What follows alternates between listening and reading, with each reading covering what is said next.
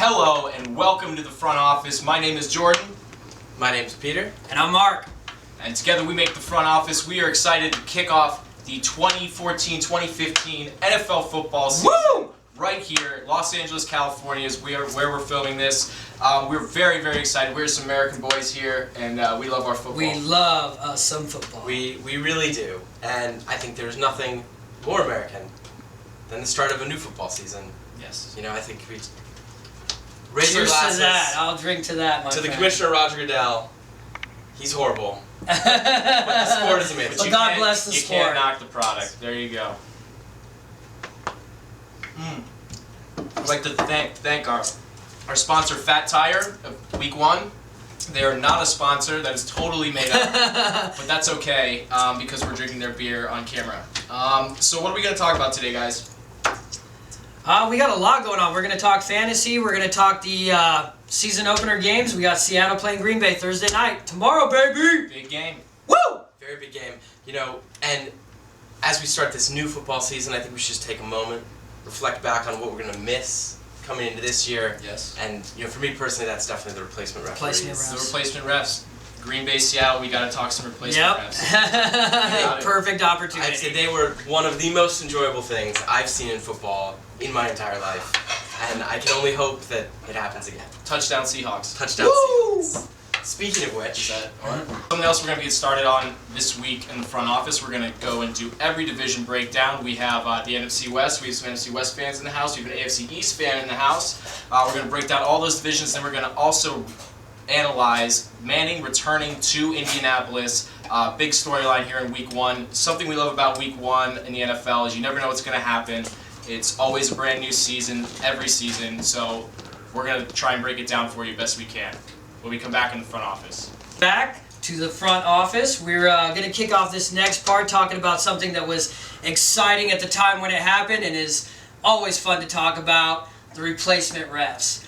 So the replacement refs, that was an exciting time. I mean, there was so much going on, and it was, man, I just can't remember a time being more angry, but also giggling at something like a professional sport that I love so much being just riddled with the absurdity of it. Yeah, exactly. And in honor of that absurdity, I kind of wanted to kind of throw out some names of people I would love to see replacement ref this year. If they ever, yeah. If we were to do it again, just let's for say fun. it happened. You know, first one I'm going to throw out is Josh Gordon, who we'll talk about later in the show. But he's not doing much these days. He might have time on his hands. I think he'll make the 40 requirement that they have to hit. I think they have to run a 4.6 or something, and I think he'll have that. Some other ones I had here, just generally people of bad judgment. I'm going to throw Robin Thicke out there because he made that album Pamela or whatever, or Paula. So there's one for me. Peter, you got any for us? yeah, I think my ideal replacement ref would have to be Rudy. Rudy! Rudy. I mean, I That's think a good one. the beauty of the replacement refs was always that, I mean, here's these guys who are doing college games, right? High school games. These are part-time refs thrown into the spotlight, last minute, making the big plays, making the big calls, getting some of them wrong, but but going out there and really giving it their all. And I think of all the people who sort of embody that spirit, our man Rudy. There you go. I think that's that's actually a very heartfelt one. It is. That one's very It is. serious. I like that. It's a good switch up. Well, I'm going to change it back the other way because the first name that came to mind when I thought about replacement refs was Richard Simmons. Oh my God. Talk about making bad calls and then add to it elaborate bad dance workout moves. I think it would be perfect. Like him trying to do like a false start and then just like throwing in like a little throwing bit everything and then just adding to extra time during the game. Oh my goodness, it would be hilarious. He's probably about as fit as Ed Hockley is.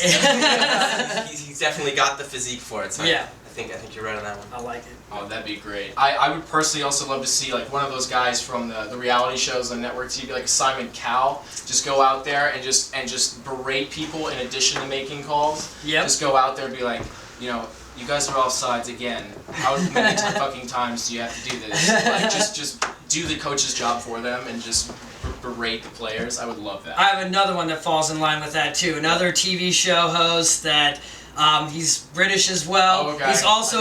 He also digs down on people a lot, but he's very loud and aggressive about it. Gordon Ramsay. I think it would be awesome. He would be all in their faces about it. it would just be very exciting to have him on the field yelling at people. Absolutely, as long as he brings a frying pan with him. For sure. He's going to feed everybody. Cook it before and after the show. So let's talk about the game now. The game, the replacement refs fucked up back in the day. Yeah. Seattle, Green Bay. Most of us, I hope most of you know the story. Last second, Hail Mary, Russell Wilson, dual possession. Green Bay clearly came down with the ball, and they called it a touchdown for Seattle.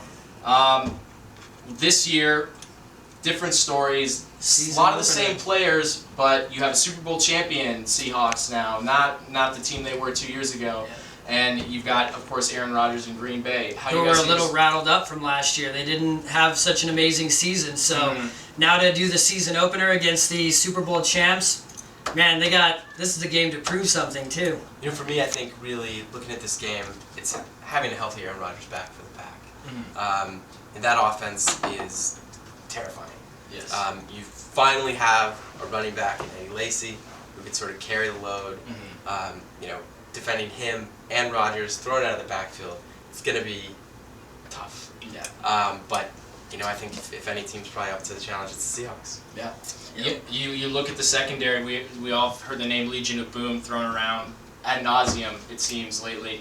And when you look at what Aaron Rodgers is going to be able to do when he comes back after being, you know, on the bench all last season almost, coming back and then facing that kind of caliber secondary, the best secondary in the league, I'll go ahead and say it. Yep. What's he going to be able to do? What's going to work? What's not? Is it going to be a situation we saw in the Super Bowl where Peyton Manning and a high-powered offense just gets shut down? Or are they going to finally find a way to squeak out some yards and a few touchdowns here and there? I think that's probably what it's going to be more like, because a healthy Aaron Rodgers, you know, when he's on his game, man, he just makes plays happen. You know, I know Peyton Manning, he's another guy that can do that. He can throw the ball on point, but Aaron Rodgers just makes plays. He finds receivers. He gets the job done. So he's healthy. If he can do it, I think he might have a solid shot at taking down the Legion of Boom. Well, he's got a solid shot, but I think the one thing we also have to account for is that 12th man for the Seahawks. That's true. I mean, it's true. You're going in there, first game of the season.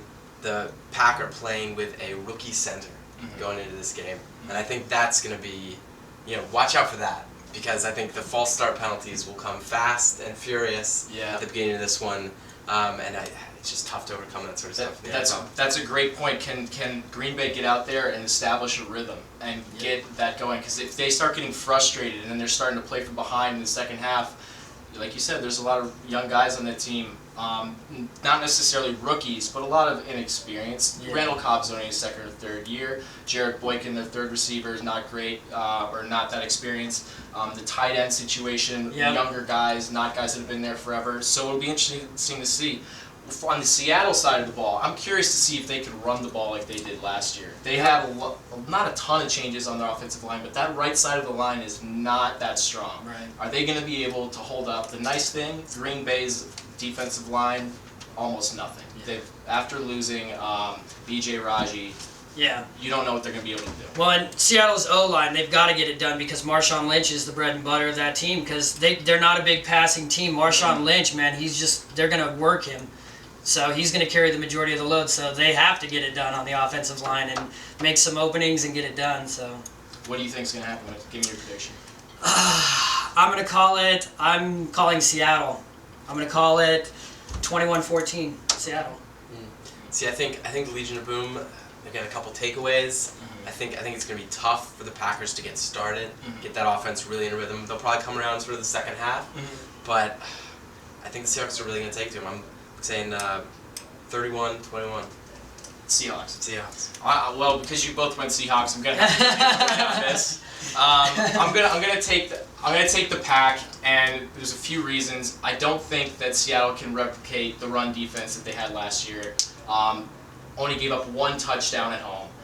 I'm gonna bank on Eddie Lacy to get about 80 yards and a touchdown, and then gonna be the steady chug that team needs on offense to keep the ball moving and keep them on the field and keep their defense fresh. I think the defense is a little underrated. It's incredibly talented in the linebacker area, and I'm going to say 24-18.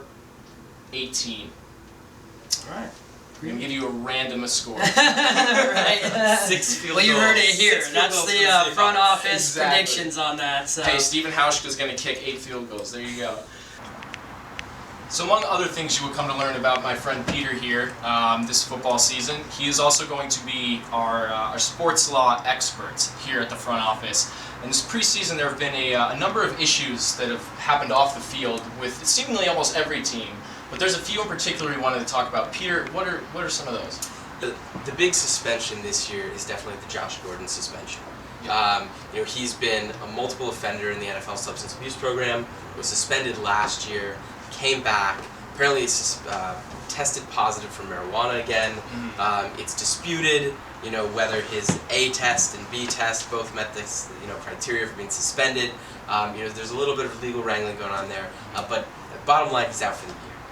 And Because smoking marijuana is a crime. because smoking marijuana is a crime. That's right, kids. Yes, unless you happen to live in Colorado or Washington, Seattle or Denver, in which case it's a little different. Right. But, the NFL's had a lot of suspensions in the last week coming out. Right. Wes Welker, Matt Prater, Jim Irsay, Aldon Smith, Ray Rice a little bit before that. Right. We probably have another one coming up from the 49ers here with McDonald. Yep, Ray McDonald. Going to be the first one to sort of get that new domestic violence premium added on. Right.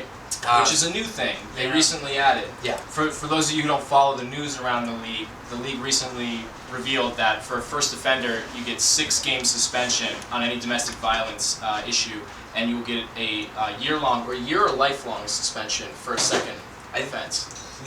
I'm not quite sure that the NFL usually goes with sort of you're gone and then you can apply to come back after a year. Right. And that's actually where Josh Gordon is now. He's out indefinitely, but after a year he's eligible to apply to come back.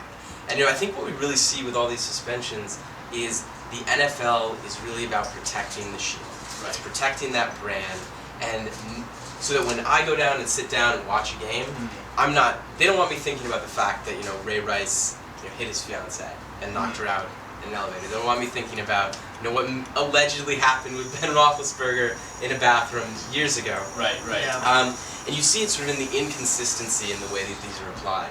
And I think one of the really interesting stories that's going to play out probably in the next week or so is I really think you can expect a Josh Gordon lawsuit to be filed in Ohio. Probably get an injunction. So he might actually be able to play this year. So for all those fantasy players out there who have him stashed on their bench, I'm one of them. I have him. Don't you have him in all of them? I have him in all my leagues. All my leagues. I believe we'll get an injunction like the Williamses for the Vikings. They had 2 years before they were ultimately suspended 4 games. From a fantasy perspective, it's not about winning the lawsuits. It's just about him being able to play this year. Right. But yeah, suspensions in the NFL. You see sort of the tension between Goodell and the players on some of these issues, and I think and then you'll see it play out over the season. And as more of these come up, I think you're going to see some more lawsuits between players and the league, sort of as it moves forward. Peter Clune, everybody, resident expert. So let's talk about some of the other things that have happened in the league in the past week or so. Roster cuts recently happened. We've had all of our rosters shrink from about 75 down to our 52, 53-man rosters, and there's been some interesting moves. Marc, what is one that caught your eye over there? The ones that caught my eye, I really like what St. Louis did, picking up Case Keenum from Houston, because Houston let him go. You did. Okay. I did like it. I'm an NFC West guy. I know you're a Rams guy, so I'm throwing that one out there because I like it. Because here's the thing. I like Sean Hill. He's going to be starting quarterback.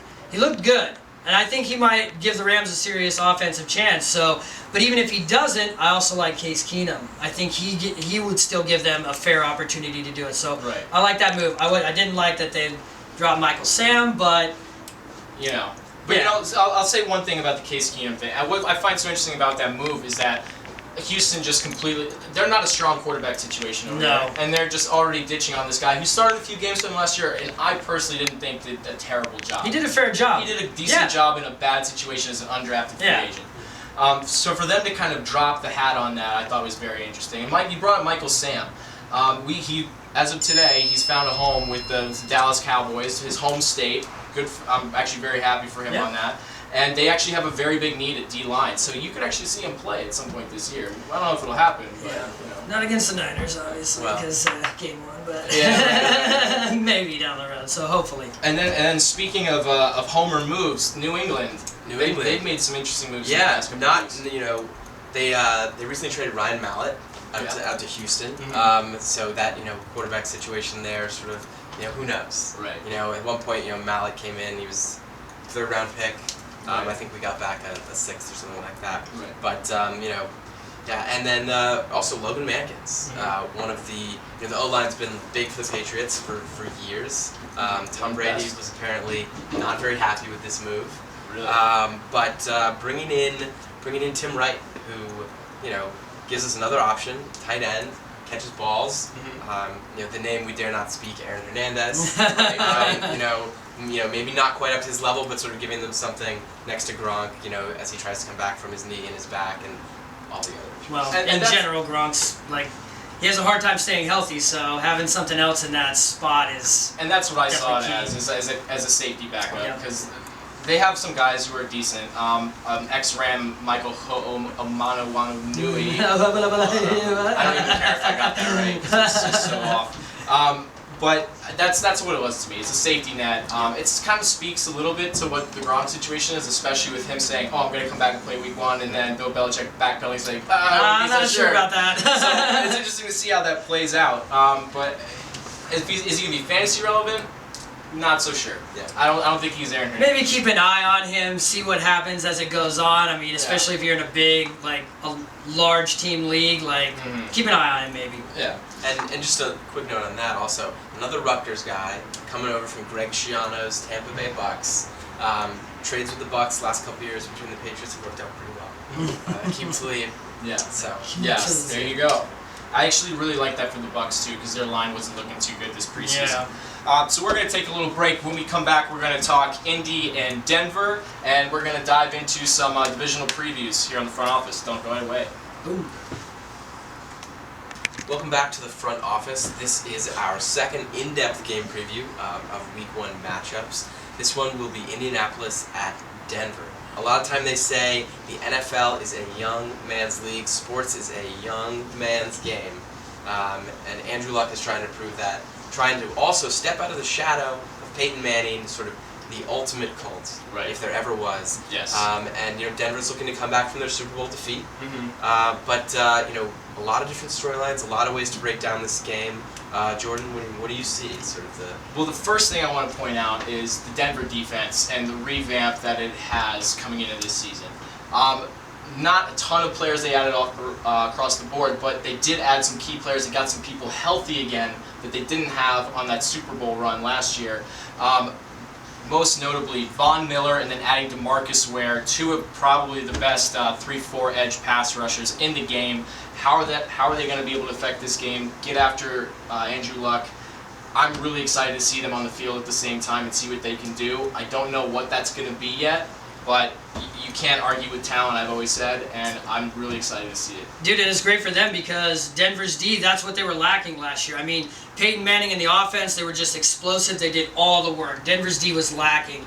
And so to have those guys, and if they can get to Andrew Luck, that's going to be the difference maker in the game too, I think. So, because Andrew Luck, same with any quarterback, you put enough pressure on him, you sack him enough times, I think you get inside his head, and he's going to fall short. And let's not forget, this is a team, Indianapolis, that doesn't have a good running game. Yep. So when you can pin your ears back as a pass rusher and just go after the quarterback every single down.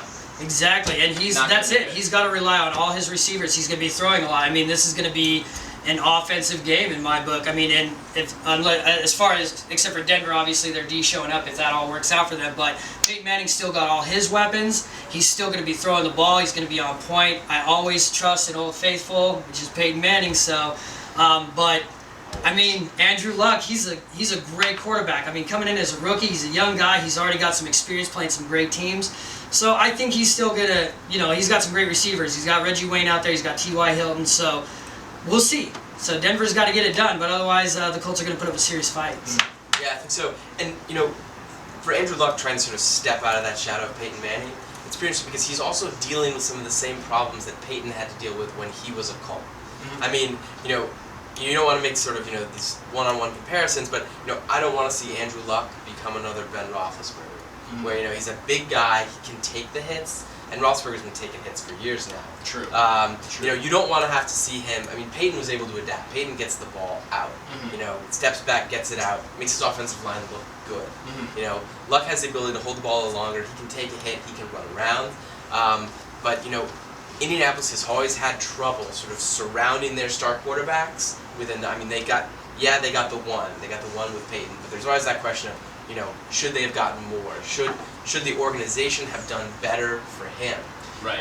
And they've been they were lucky enough to get Luck to follow up Peyton, and the question is sort of, can they follow up on their end of the bargain? Right. So Andrew Luck's going to throw it great. Yeah. You can build on him for years to come. But can Indianapolis surround him with the talent? And I don't know if the superstar power is there on the outside, but I think they do have some nice young pieces. I especially like Dwayne Allen at the tight end position. I think he could be a kind of a sleeper for your fantasy leagues out there. He was a fantastic player at Clemson. He came in, had his rookie year, did a decent job, did a good job, wasn't lighting up the scoreboard. And then last year he got a shortened season because of a hip injury. And then after that, Kobe Fleener was kind of the incumbent. But this has always been a two tight end offense. And this is why it's so strange to see them not be able to run the ball, because they're always in two tight end sets because they want to take advantage of those guys and their most talented young players. But we'll see how it all pans out. But I definitely agree. Indianapolis has not done a great job surrounding them with good talent. Sacrificing a first-round pick for Trent Richardson, it didn't really work. Honestly, hope Kobe Fleener steps out too. He had some decent games last year. Talent. If he can just keep progressing and getting better and better and become a go-to tight end, he's going to be another serious weapon. He's got the talent, so he just needs more experience and to get out there and get open and make some plays. Peter, how do you see this shaking out? I think Denver takes it. They're playing at home. They got that mile-high advantage. They got that thin air. And I think, as you said, that revamped defense, I think it's going to be a bit of a revelation this year. That offense is going to be good. They've lost Welker with the suspension and the concussions now, but Emmanuel Sanders looks great. With Thomas. Still got Thomas. Yeah, both Thomas. Thomases. Yeah, right. One of the best tight ends and one of the best receivers in the league. Yeah. Denver. He's gonna make magic Denver's stacked to make another great run this year. I think Indianapolis just doesn't have what it takes to stack up. I would have to agree with that. I think Denver's. This is going to be similar to a Denver-Seattle Super Bowl. I think they're going to actually run the table with it. I think it's going to be somewhere around 38 or 42 to 20, that kind of area. I guess that means I got the Colts, so Can't be unanimous. Andrew Luck, it's going to be a tough game because it is in Denver, so that is another added element against Indianapolis, but the Colts had a great season last year. Andrew Luck's definitely got the capabilities to do it. He's got to prove himself. What better game than against Denver, in Denver? I think he'll make it happen. I'm going to say it's going to be a close game, though, because, Denver's still going to put up points. I imagine the Colts are still going to do as well. So I'm going to say it's going to be 28-24 Colts. Okay, you heard it here. Next, we're going to jump into our divisional previews, and starting it off, we're going to have Marc's going to give us some info on the AFC South. How do you see this? AFC South is going to be interesting. Obviously the Colts are the... There you go. They're the number one. They're going to obviously take the division, I think. It's going to be tough for everybody else because the Jags are the Jags. And I'm not a Blake Bortles guy. He's got to prove himself to me. If he does, well, I'll give him a little more credit. But and then the Texans, we saw all the problems they had last year. Their defense, though, I'm hoping. You don't know what you're getting with the Texans. Yeah, you don't. And they still have issues with quarterback, but their defense, I actually like them as a sleeper defense for fantasy leagues, so keep an eye on that because they did add Jadeveon Clowney. They have J.J. Watt, which is great, so keep an eye on that. The Titans are just, they were mediocre. They're still going to be mediocre in my book, so that's what I have with them. So. Yeah, I think the Titans will regress a little bit. Yeah. Peter? Yeah, so next up is the AFC North, which for me is probably one of the most tightly contested divisions we're going to be seeing this year. It could really go to any of these guys. Yeah. The Steelers 8-8 last year, inconsistent play. Where's Roethlisberger? Can he maintain? Is he on the downside? Sort of, who knows? Le'Veon Bell, smoking weed, might get suspended. You know, you got the Bengals. You know, I think the Bengals are actually going to end up taking the division again this year. So, I agree. So talented. Yeah. Rosters. What do you think about Andy Dalton? Do you think he's gonna have a good season? You know, We'll save that for another. Yeah, save that for you know, another show. maybe not worth the money that they invested. Yeah. You know, but you know, maybe this is the year that Marvin Lewis finally can win a playoff game. Yeah. That'd be great. AFC West is up next. I think this one's pretty cut. I think it's going to be Denver at the top. Kansas City, I think we're going to see them regress a little bit. I think last year was a little bit of a... Hey now, I hope not. I got fantasy. No. I think that was a little bit of a flash in the pan. I think the defense is a little old. Not a lot of talent at the cornerback position, which is obviously key in such a passing league. And when you got to play people like San Diego and Denver. San Diego, yeah, absolutely. I think San Diego actually has a surprisingly good young defense, and I think people will see them emerge a little bit. So I have it being Denver, San Diego, KC, and then the Raiders, which aren't even worth the time I just spent. Although it'd be interesting to see Derek Carr starting down there. So. I agree. Next up, we have the AFC East, the Homer division for me, my Patriots. And I think luckily this year taking it to top. there's not going to be much of a challenge for them atop this division. You know, the Bills, EJ Manuel, the misuse and disuse of CJ Spiller.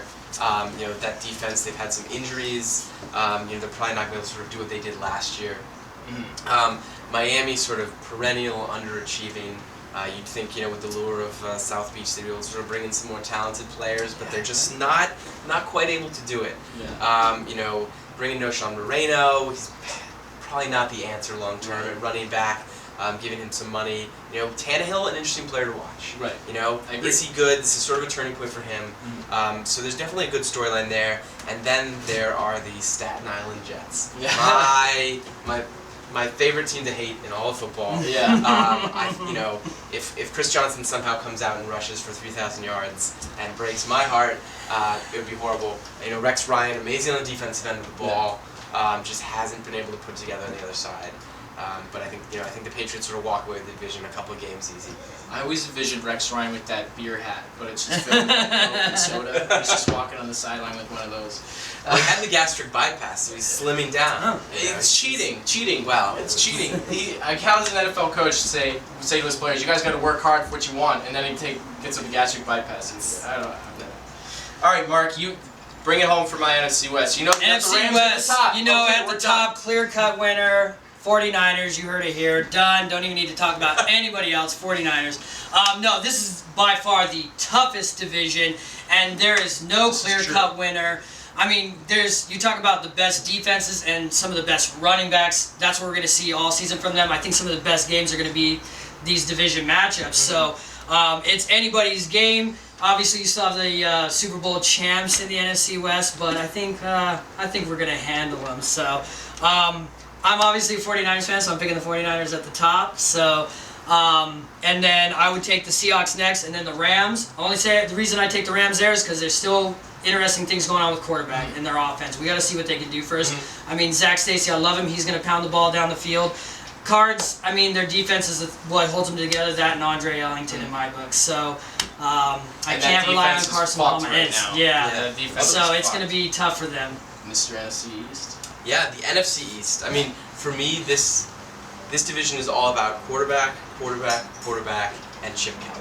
Yeah. Right? I mean, it's what can Eli do, what can Romo do, what can RG3 do, and then what the hell is Chip Kelly going to do? Yeah. Because, you know, I think the Eagles are going to come out of this division. Can we throw Nick Foles in there? Yeah, Nick Foles. Well, So the amazing thing about Chip Kelly is, you know, I think on any other team, if Foles does what he does, he's considered, you know, a steal, and you don't doubt him for 1 second.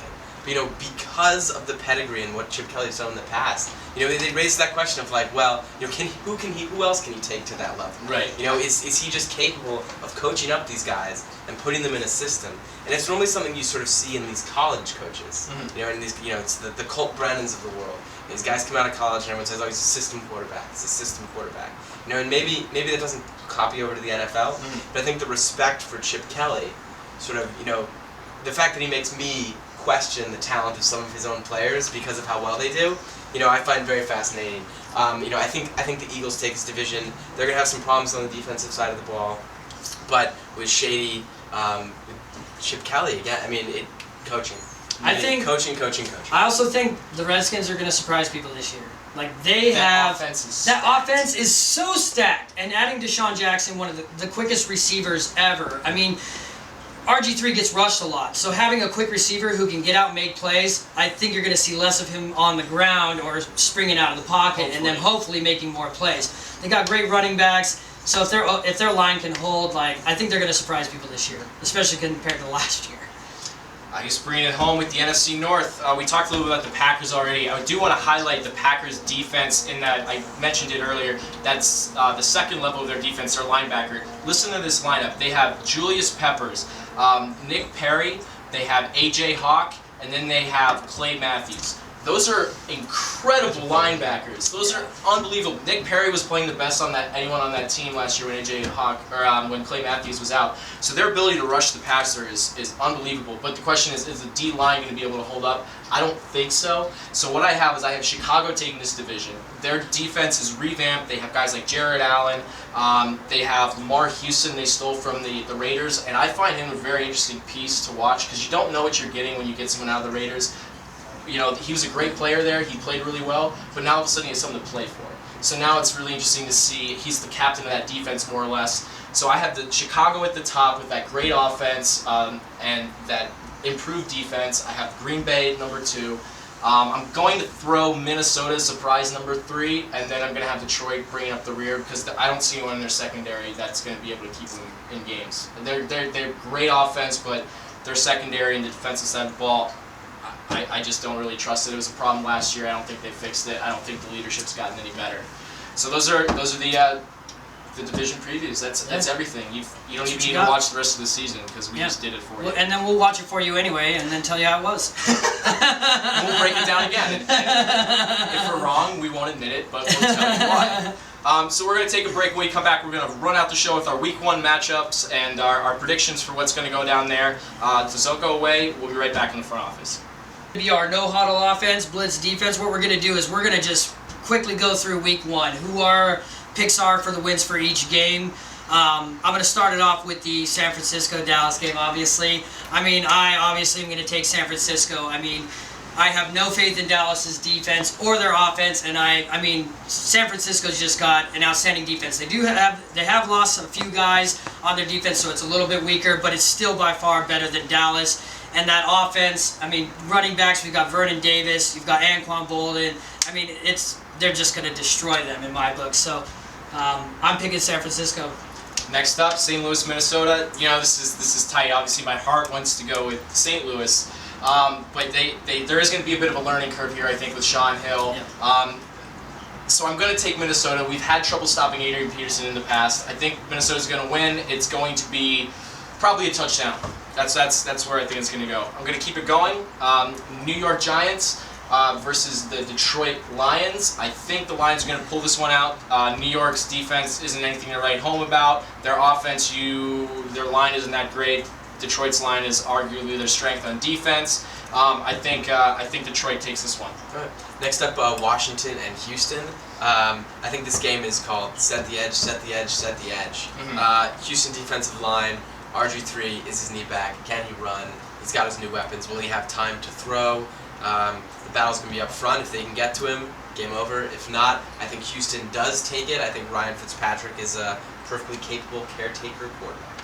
Ex-St. Louis Rams. Next up, we got Jacksonville and Philadelphia. I have to go with Philadelphia on this one. Why? It's Jacksonville. We don't really need to say much more than that. As we saw in fantasy last year, take anybody who's playing against Jacksonville. So I'm going to take Philadelphia hands down on okay. Arizona, San Diego, my friend Peter. Yeah, Arizona, San Diego. This is a game of defense versus regression to the mean for that San Diego offense. If they can keep doing what they did last year, they might have a chance. I don't think they will. I think they're going to take a step back. I think Arizona takes this one. All right. Carolina, Tampa Bay. Let me throw some stats at you about Carolina last year. A lot of people worry about if their offense is going to be able to do anything this year. They had one game with a 100-yard receiver, one game with a 100-yard rusher, and only one game where Cam Newton threw for over 300 yards. This offense is not anything to write home about, but it wasn't last year either. This defense is young and it's good. It's going to get better. My question is, does the suspension, possible suspension of Greg Hardy affect this? I'm still going to take Carolina in a close game, probably like a 17-10 score, and they're going to take this one home. Next, we got Kansas City and Tennessee. I'm going to take in this one Kansas City. I mean, even if we talked about Tennessee and Kansas City both regressing, but Tennessee's still a mediocre team in my book. So if they regress, and Kansas City was a playoff team last year, even if they regress, I still have more faith in Alex Smith and Jamal Charles to get the job done over Tennessee. So I'm Kansas City on this. All right, Oakland and the Jets. Probably not a lot of football played in this game. Our stinker matchup. This is a stinker. But Oakland, we're going to root for Derek Carr on this one. The Jets might have a defense this year. Oakland, I think, sort of barely has much of a football team. In a couple years, they might be playing in San Antonio. I'm giving it to the Jets. Oh, you're giving it to the Jets. Okay. And then our last matchup of the week, Buffalo, Chicago. Yeah, Marc Trestman, big fan, coming out of the CFL, sort of revamp Chicago into an offense-first town. Finally getting something out of Jay Cutler. Look what he got out of the backup last year. Keep Cutler healthy. They win it. Buffalo just doesn't have the horses to keep up. Take Chicago. All right. Well, that does it for us here on the front office. We're going to be back here every week, breaking down games, talking fantasy. As always, you can send us your questions at thefrontofficecast@gmail.com. Feel free to tweet at us too at thefocast. That's at thefocast. And we'll be happy to take your questions, analyze matchups, maybe sit or start, whatever you want. Keep it classy, guys.